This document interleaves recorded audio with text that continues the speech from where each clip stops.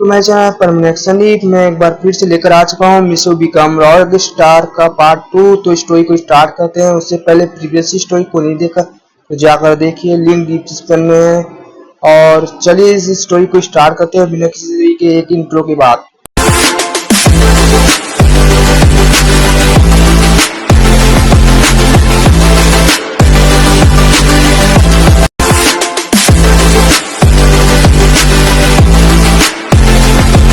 हमने देखा था कि मिशु फिर से स्कूल लेट पहुंचता है और सब उसका मजाक बनाते हैं। बाद में वो रास्ते में एक लड़की और उसके छोटे भाई और एक दादी को कॉलेज के गुंडे से बचाता है। उसके बाद स्कूल में उसकी तारीफ होती है और घर लौटते वक्त एक कुत्ता उसके पीछे पड़ जाता है और अब आवाज आती है, मिशु दरवाजे पे कोई आया है। उसकी मम्मी आवाज लगाती है। बाद में वो खुद ही दरवाजे खोलती है और सामने देखकर एकदम हैरान हो जाती है, क्योंकि उनके सामने जापान के सबसे बड़े बिजनेसमैन मिस्टर होकाइडो थे। उनके साथ एक लड़की और उसका छोटा भाई भी खड़ा था। मिशु की मॉम मिशु के डैड को आवाज लगाती है, अरे सुनिए, देखिए बाहर कौन आया है। मिशु के डैड बाहर आते हैं। जैसे ही वो देखते हैं कि उनके सामने मिस्टर होकाइडो खड़े हैं, मिस्टर होकाइडो हल्का सा मुस्कुरा कर बोलते हैं, नमस्ते, क्या हम अंदर आ सकते हैं?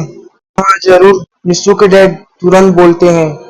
रूम में बैठ जाते हैं। मिशु की मम्मी मिशु को बोलती है जल्दी नीचे आने। ऊपर रूम में मिशु अपने रोबोट को परमानेंट सेट पहनने बोलता है। रोबोट तुरंत परमानेंट सेट पहनने लेता है। फिर दोनों नीचे आते हैं। मिशु की मम्मी मिशु को बोलती है, क्या आज तुमने किसी लड़की और उसके छोटे भाई और उसकी दादी की मदद की थी?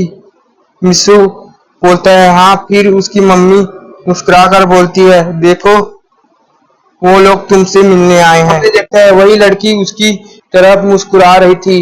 मिशु हल्का सा झुककर उन्हें नमस्ते करता है। मिस्टर होकाइडो उसकी तरफ देखकर बोलते हैं, तुम्ही ने ही मेरी बेटी और मेरे बेटे और मेरी माँ की मदद की। बताओ बेटा, तुम्हें क्या चाहिए?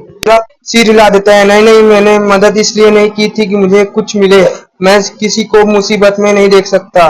बोलती है, शाबाश मिशु, मुझे तुम पर बहुत गर्व है। वो लड़की तभी मिशु के रोबोट की तरफ देखती है जो परमानेंट बना था। वाह, क्या ये परमानेंट नंबर 1 है? रोबोट चेस्ट फुलाकर बोलता है, हाँ बिल्कुल, मैं ही परमानेंट नंबर 1 हूँ।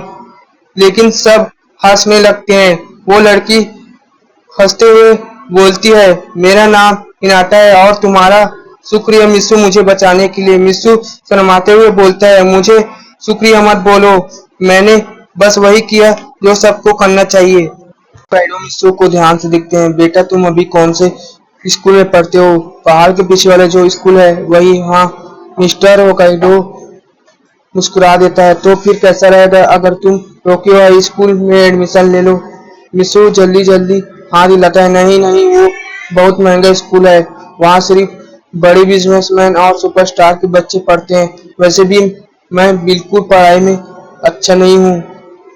मिस्टर होकाइडो हंसते हुए बोलते हैं, चिंता मत करो, तुम्हारे लिए सब फ्री होगा और तुम चाहो तो मेरे घर आकर हिनाटा के ट्यूटर के साथ भी पढ़ सकते हो।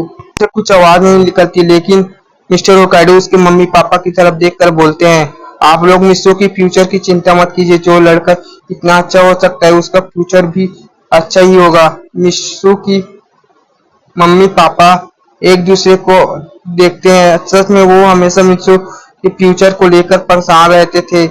थोड़ी देर बाद दोनों मान जाते हैं, हमें ये रिश्ता मंजूर है। रिश्ता? अरे स्कूल वाला रिश्ता, उसकी मम्मी हंसते हुए बोलती है। सब हंसने लगते हैं। मिशु अंदर ही अंदर सोचता है, मैं कैसी मुसीबत में फंस गया। मिस्टर होकाइडो उठते हुए बोलते हैं, स्कूल की छुट्टी चल रही है, इसलिए तुम कल से ही हमारे घर आ सकते हो ट्यूटर के लिए। फिर थोड़ी देर बाद और बात करने के बाद वो लोग चले जाते हैं। मिशु अपने रूम में वापस आता है और अपने रोबोट से बोलता है, रोबोट ये सब क्या हो गया? रोबोट बोलता है, ये तो बहुत अच्छा हुआ है मिशु, अब तुम बड़े बड़े सेलिब्रिटी से मिल पाओगे। हाँ शायद। तभी विंडो आवाज आती है। दोनों मुड़कर देखते हैं, पाको थी। पाको बाहर खड़ी थी और बहुत गुस्से में लग रही थी।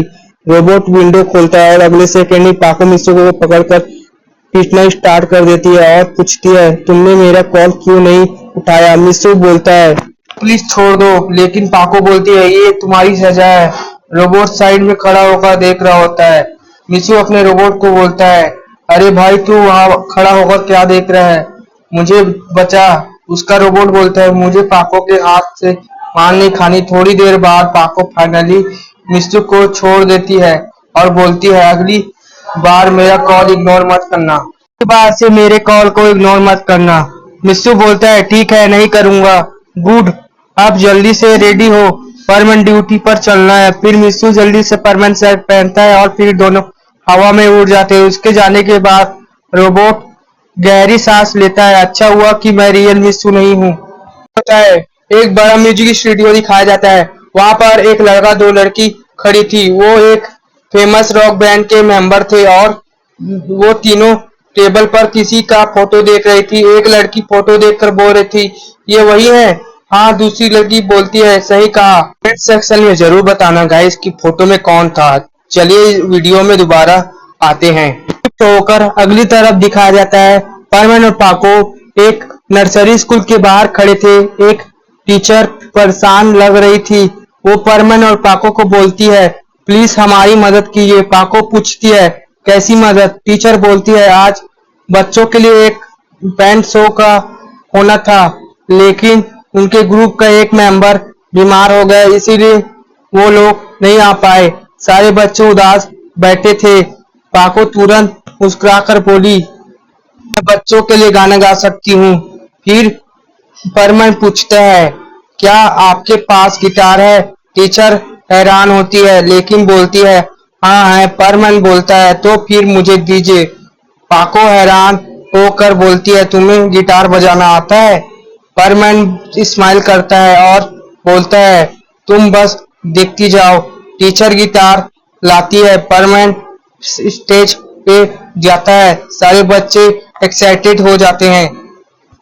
फिर परमन गिटार बजाना स्टार्ट करता है और सब एकदम शॉक हो जाते हैं। उसकी गिटार की आवाज पूरे रूम में गूंज रही थी। बच्चे खुशी से उछलने लगते हैं। यह पाको भी हैरान होकर उसको देखती रह जाती है। परफॉर्मेंस खत्म होते ही सारे बच्चे जोर जोर से क्लैप्स करने लगते हैं और परमन से हाथ मिलाने लगते हैं। टीचर इमोशनल होकर बोलती है थैंक यू परमन, थैंक यू पाको। फिर वो दोनों स्कूल से बाहर आते हैं। को परेशान करते हुए बोलती है वाह परमन, मुझे नहीं पता था कि तुम इतने अच्छे गिटार बजाते हो। परमन शर्मा जाता है ऐसा कुछ नहीं है, जब मैं छोटा था तब मैं और मेरे दोस्त मिलकर एक बैंड बनाए थे। फिर पाको बोलती है ओह रॉक स्टार परमन। परमन बोलता है अरे बंद करो। फिर दोनों हंसते हंसते पेट्रोलिंग कंप्लीट करते हैं। फिर रात होने पर अपने अपने घर लौट जाते हैं। मिसू घर आता है, रोबोट को ऑफ करता है और डिनर के लिए नीचे चला जाता है। पहुंचते ही वो देखता है कि उसकी मॉम ने उसकी फेवरेट डिश तैयार की थी। मिसू पूछता है अपनी मॉम से कि कुछ खास दिन है, तो उसकी मॉम जवाब देती है हाँ, क्योंकि आज मिसू की मॉम डैड की एनिवर्सरी थी। मिसू अपनी मॉम से बोलता है अरे मॉम मैं तो भूल गया, मैंने कोई भी गिफ्ट तैयार नहीं किया। फिर वो अपने मॉम से बोलता है सॉरी मॉम, मैंने आप दोनों के लिए कोई भी गिफ्ट नहीं ला पाया। उसकी मॉम उसकी बात सुनकर उससे कहती है कि तुमने आज हमें बहुत अच्छा गिफ्ट दिया है। एडमिशन जापान के नंबर 1 स्कूल में हो गया है। ऐसे ही बातें करते करते सबका डिनर हो जाता है और मिसू अपने रूम में जाकर सो जाता है। हो गई थी। मिसू उठता है और अपने आप को बोलता है आज भी लेट हो गया स्कूल के लिए और नीचे भागता है। उसकी बाबू से देखकर बोलती है अब तुम अपने पुराने वाले स्कूल में नहीं पढ़ते हो, तुम्हारा एडमिशन अब टोक्यो के हाई स्कूल में हो गया है। मिसू को याद आता है कि कल क्या हुआ था। फिर अचानक से दरवाजा में आवाज आती है। मिसू जाकर गेट खोलता है और देखता है कि बहुत महंगी कार खड़ी हुई थी। मिस्टर होकाइडो ने भिजवाई थी। साथ ही साथ ड्राइवर ने मिसू को टोक्यो हाई स्कूल की एंट्री पास भी दी और बोला मैं आपको मिस्टर होकाइडो के घर ले जाने आया हूँ। मिसू एंट्री पास अपने माँ को देकर ड्राइवर के साथ चला जाता है। To be continue.